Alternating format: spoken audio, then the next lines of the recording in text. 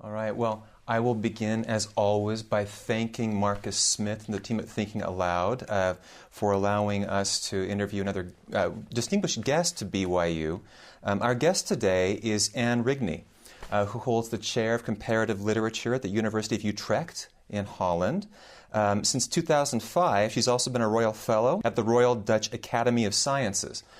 She's an expert in the work of cultural memory. She published a really landmark book 2 years ago called The Afterlives of Walter Scott, subtitled Memory on the Move, and is involved right now in a European network for the study of cultural memory. Anne, welcome to BYU. It's great to have you here. Thank you. It's wonderful to be here. Yeah, thank you. It's really a pleasure. We're going to get to cultural memory in a moment. Very briefly, I think our audience hears Utrecht. They think, oh, she's Dutch, but you aren't. Where are you from? You probably hear it from my accent pretty quickly. I'm from Ireland, though I haven't lived in Ireland for the last 30 years. But I've always been, I guess, directed, interested in the world outside, other languages. That's why I ended up in comparative literature. Yeah. Went to Canada and then ended up with a job in comparative literature in Utrecht. So I'm a woman of the world. Right.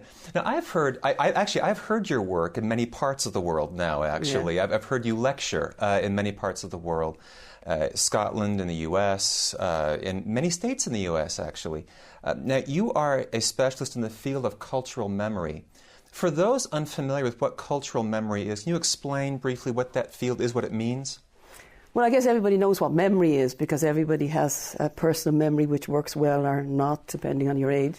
But we also have societies also can remember things, but they do so not through brains, but through monuments and stories and buildings. And so I'm interested in how societies remember, and that's what we call cultural memory. Okay, very good.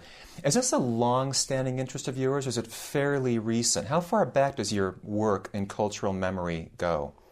Well, I guess it goes right back to Ireland in a sense, growing up in a country where the past and how we tell stories about the past, how we commemorate the past, has been so incredibly important but also very divisive. I think that ever since then I've been interested in how different societies have dealt differently with their past. So it goes back the whole way. Oh, that's really interesting, the Irish connection.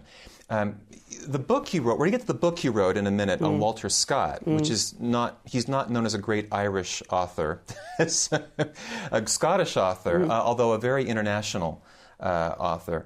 One thing I'm curious about is why you think work on cultural memory that you've done has struck such a chord. I mean, a lot of scholars produce excellent work, and I'd call your work excellent work. But it's one thing to do excellent work and something else to do excellent work that really strikes a chord. What about cultural memory these days do you think makes it so resonant with how people are thinking? Well, some people have said we're living in a memory boom, that the intensity with which we're putting up monuments, and this campus is an extraordinary example of the way in which cultural memory is working. I think it's part of our time that we're concerned with how we deal with the past, possibly because also we're moving into the future so quickly. And so ever since the Second World War, you can talk about a memory boom. And I think that's one of the reasons why cultural memory studies has developed as a field, but also why it's getting this resonance among the public. Yeah, okay, that's an interesting sort of way to situate it, sort of post-World War II. One of the phrases associated with cultural memory, at least that I know, it's kind of widely known, is a phrase that the French intellectual Pierre Nora, or Nora to give it its French pronunciation, called the lieux de mémoire, translated either as sites of memory or realms of memory. Can you explain to our audience what a site or a realm of memory means? And do you see your work developing out of Nora's or departing from it in important ways? Okay.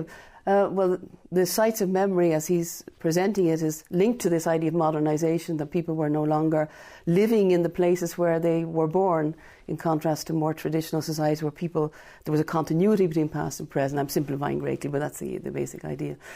So once people start moving around, they start having to then recreate memories in a more self-conscious way by looking for markers which connect us to the past and which carry stories with us. And the United States is fascinating for that reason, the way in which names have been transported, even New York, a new version of the old York.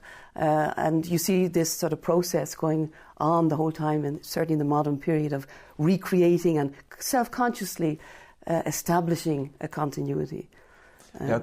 So does your work then, I mean, has Nora been important to you as a scholar, or is he somebody who's just sort of helps to sort of create some basic landmarks for the field itself? I guess is he of direct importance to you or not so much? Or do you feel you're doing something different in the area of cultural memory than Nora was doing? Well, I like to think I'm doing something different, otherwise I'll be repeating something done 30 years ago. So I see myself very much in the tradition of Nora, but trying to go beyond him, because I think he's a very static notion of societies of memory. It's done once and for all, and it's uncontested. And what I'm interested in is the way in which even the memory culture changes, in which we add things into we add new stories into the mix. And sometimes those sites also become sites of contestation. We disagree about memory, and those sites then become sites of discussion and debate. And Nora isn't interested in that. Okay, good. Okay.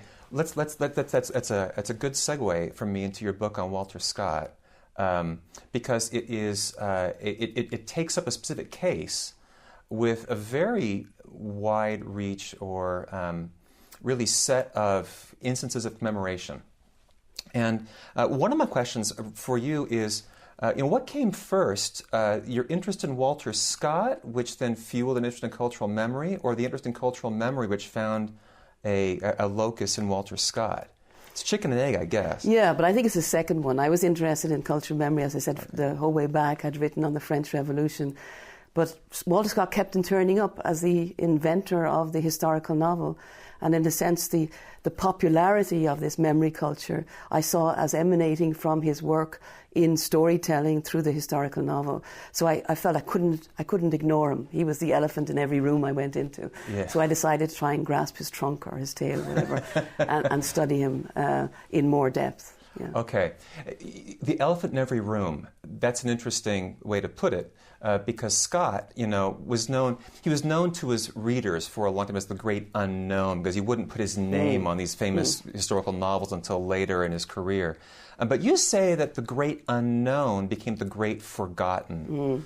So the elephant that was forgotten. Can you explain why you call Scott the great forgotten, and what form that forgetting perhaps took in the area of memory studies? Yeah. Well, if you go back into the 19th century, in the period when Scott was active, he was everywhere with his Lady of the Lake, with Ivanhoe, with Rob Roy, and all of those terms that we're now familiar with and which have penetrated right into American culture, even into, Hail to the Chief, coming indirectly from the Lady of the Lake. So 19th century, Scott is everywhere. But now with my students, and I suspect with many students here, if you ask them, what have you read of Walter Scott, they will sort of maybe look a bit dazed and say, yeah, I did read Ivanhoe once, or my mother did. And so that was indicative of the fact that somebody who was so important somehow is no longer important. So that made me think that this memory culture is also about a culture of forgetting. And so I became interested in tracing the rise and fall of the presence of this elephant in our cultural room. What is the relationship between memory and forgetting, as you understand? Is that great moment, and is it Ulysses? I think James Joyce's Ulysses, departing from Scott for a moment, where Stephen Dedalus says, history is a nightmare which I'm trying to awake, as though he can't forget the history. And yet forgetting is a very important part of memory, right, in your work. How is that the case, and specifically, how is it the case in the memory of Walter Scott? A really important and difficult question. I think once we realise that memory is always selective, it's about highlighting certain stories, there's always an implicit sort of forgetting that's going on there. But also somebody like Scott was himself dealing with a very troubled history in Scotland. Only he's writing 60 years after the Battle of Culloden, the defeat of of Scotland. So there's a very painful history there. And what would you see Scott trying to do is how can we remember, but in a way that we remember the good bits and forget the pain and the difficulties of the past. And I think that's still going on. I mean, a lot of the interest in memory is about a sense of how do we deal with these troubled pasts, particularly coming out of the Second World War. Okay, good. I'm going to pick up on that in a moment because it's a really interesting thing you just said, I think, really important point. Scott, so what are some examples of ways that Scott has been remembered, commemorated? Clearly he's been an influence on other writers, but beyond that, what are ways he's been remembered more broadly culturally? Well, the fascinating thing about Scott is that he's an incredibly important writer, but his influence, you see, and his inspiration has also been in other fields of culture. So, I think the most obvious example is in the sort of neo-Gothic, neo-medieval architecture, which provides the model for many suburbs in North America and Britain in the late 19th century. I see that this is an indirect offshoot of the interest, among other things, in the Middle Ages, which Scott provoked and stimulated through his Ivanhoe, which was such an extraordinary, influential text. So it's a very broad sort of influence, but we see it in material culture, in everyday culture, in this sort of interest, particularly in the medieval. Sure. Now, Scott is obviously widely remembered in Edinburgh. I mean, when you pull into Edinburgh on the train, you pull into Waverley Station, Waverley being the title of Scott's first novel. And you get out of Waverley Station, and right there across the park is this huge, very striking Gothic structure, the Scott Monument. Clearly, he's remembered in Scotland. Are there parts of the world, though, where he's been also especially vividly remembered? Well, I think the United States is one place. If you go into Central Park, what do you find? You find a statue of Columbus, of Shakespeare, and of Walter Scott. And I've always been fascinated by this idea of sort of relocating Scott in the heart of Manhattan. And there are other places in Australia, Canada, in basically what we call the English-speaking world. I think we find traces of Scott everywhere, also in the names. And you've not only Waverley Station in Edinburgh, you've Waverley towns scattered across the English-speaking world. So here we see him again in the actual material environment. Yeah, all right. There's a famous line by Mark Twain, and I forget the exact. I'll paraphrase it. But, Walter Scott is to blame for the cause of the American Civil War. He caused the Civil War. He caused the Civil War. Walter Scott, who knew, right? Yeah. So, what did Twain? He can't have meant that literally, but what did he mean by it, and why did he invoke Walter Scott? Yeah. I think he was, in a certain way, jealous of Walter Scott's success and wanted to replace him. I think that's part of it. But I think he did have a point to make, and that was about looking at the popularity, particularly of Ivanhoe in the southern United States.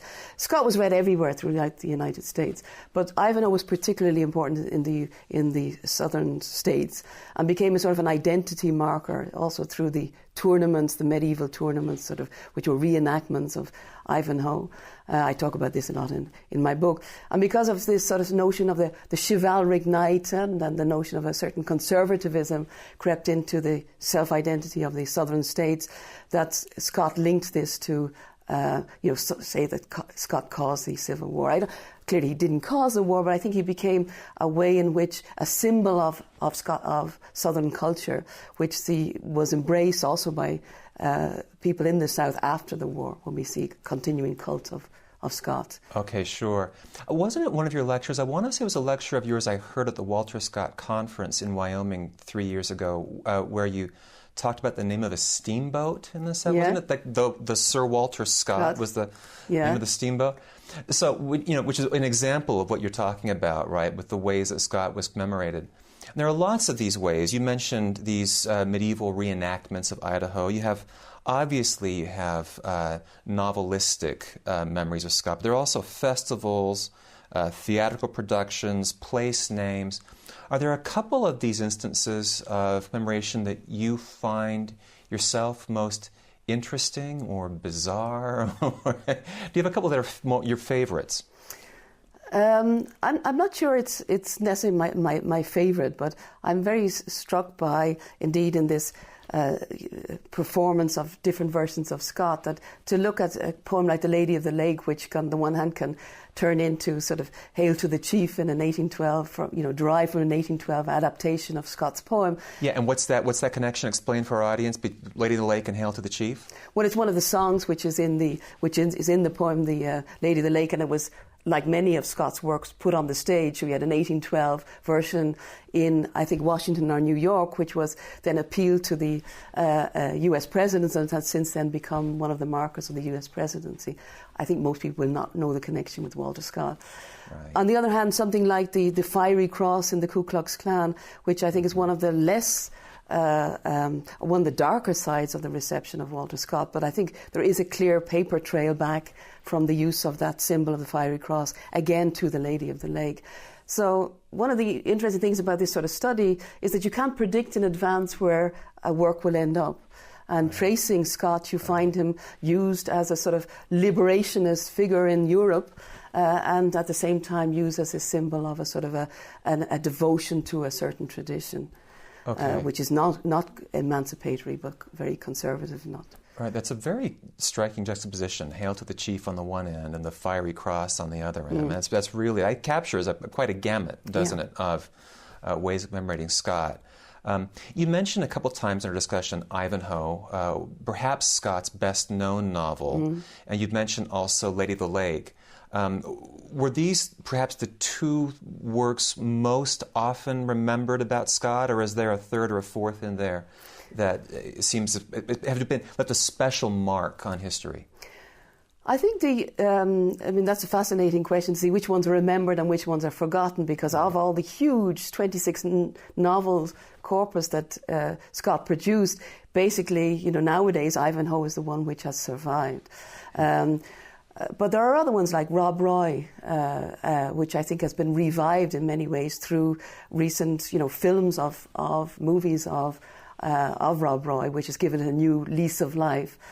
I think ultimately the most important was perhaps Waverley, his first novel, which has given rise to so many street names and place names. But interestingly enough, doesn't have an afterlife in movies. We're still waiting for the Hollywood version of Waverley. Yeah. What's wrong with Hollywood anyway, right? I mean, it's okay.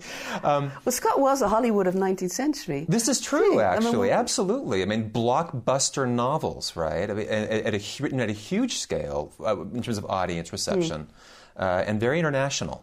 So let me ask you about Scott's relationship with his very famous countryman, Robert Burns.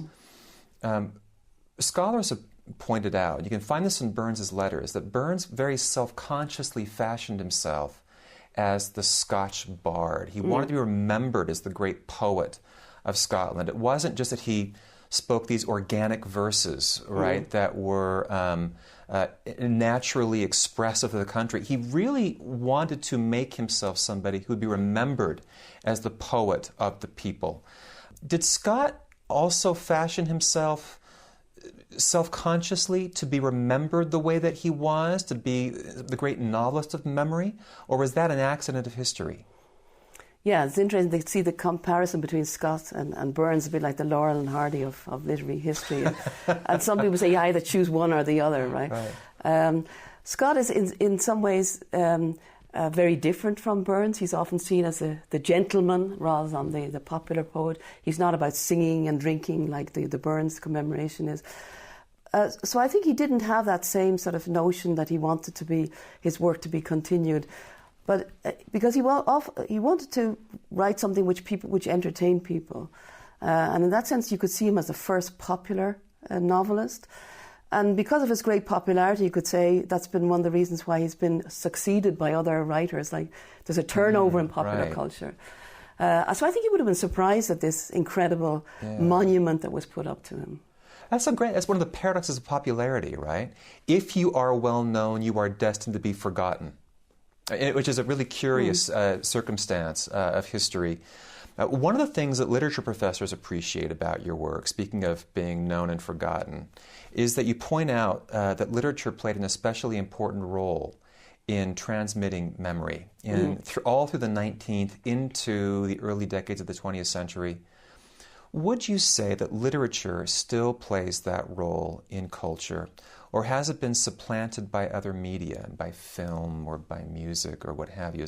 Is literature, does it still have a place in culture the way that it did in the 19th century? I think we would be ostriches if we were putting our head in the sand to say that nothing has changed since the 19th century. As literature professors, we like to think that literature is the centre of the universe. It was the centre of the universe in the 19th century. I think it no longer is. I think the other media, audiovisual media, particularly Hollywood, in a sense, I said, the follow-up to Scott. At the same time, I think literature continues to be very important, particularly in generating new stories. And living and working in Europe, I'm very aware of how many of the stories that have come to us about the 20th century history and about the communist era in Eastern Europe have come to us through novels, which are then subsequently perhaps turned into movies, but it's through novels that many of these new stories are brought into circulation. So I think there's still definitely a place for literature, and it's still a driving force behind the production of stories. But it now works in this sort of, symbiotic relationship with the audiovisual. Okay. You mentioned your own location in Europe, which I suppose is a segue for me to ask you about your involvement in this cultural memory project in Europe. What is this? Is it remembering something specific? How wide does it extend in terms of number of nations involved or universities? Can you explain what this is a bit more? Well, this is a project funded by the European Community called In Search of Transcultural Memory in Europe. And there's 26 countries involved in it, with 2 representatives from each country. And it's an attempt to try and work out, what is the future of memory in Europe? Because since the 19th century, the cultural memory has been organised along national lines. We have the idea of national heroes, national literary canons, national stories. But what you do when you're involved in a European project, when we're trying to sort of create a new type of nation, or a new type of transnation, so what do we do with those stories which sometimes we share and sometimes divide us? Relations between Holland and Germany are painful ones in relation to 20th century history. So how do we negotiate new types of a new memory which will also provide a basis for a new type of living together? And so the European Community is encouraging this sort of academic exchange. Is this a multi-year project that's sponsored by the European Commission, but that is being taken up by a number of universities? How many partners are part of this project? Well, there's at least 32 universities involved in it from across. Very extensive. Yes, very extensive, and incredibly exciting because you suddenly discover you're talking to somebody from Croatia, so they've just experienced or coming out of the whole breakup of Yugoslavia, and they have a completely different position in relation to discussions about Europe and the future of Europe than somebody who comes from Holland. So as I was saying, it's incredibly exciting meeting people from different parts of Europe and, as it were, negotiating the sort of different perspectives on the past, and teaching us perhaps also that we have to accept that memory is a very powerful force, but it's also something that can and perhaps sometimes should be changed. Okay. You mentioned in the description of this project, that this commission is trying to figure out what the future of memory studies is. A nice paradox, the future of memory. Let me ask you, not about Europe, but about the field now of memory studies. What is the future of memory studies? Where do you see the field going? New directions of research, new ways of thinking about it? Where do you see the next step being for this really exciting field? Well, I think I've already, in a sense, indicated it by talking about this sort of European framework.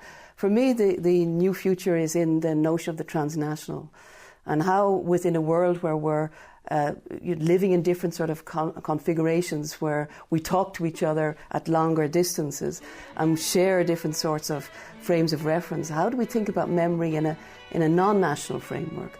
And so how do we think about a sort of form of cosmopolitan memory, where we sort of share stories which come to us from completely different parts of the world, where we can't say that my ancestor was involved in it, and yet we can say it's still part of my world. So I think it's these sort of new forms of memory cultures which are emerging with the help of new media and the help of the migration and all this movement of peoples around the world. And that, I think, is the future of memory studies, and certainly a challenge that we have to face in the future. Okay. It has been such a pleasure talking with you, Anne Rigney. And your book is called The Afterlives of Walter Scott, published by Oxford University Press in 2012. It's great having you at BYU. Thank you for visiting with us. Thank you very much, Matt. Thank you for having me.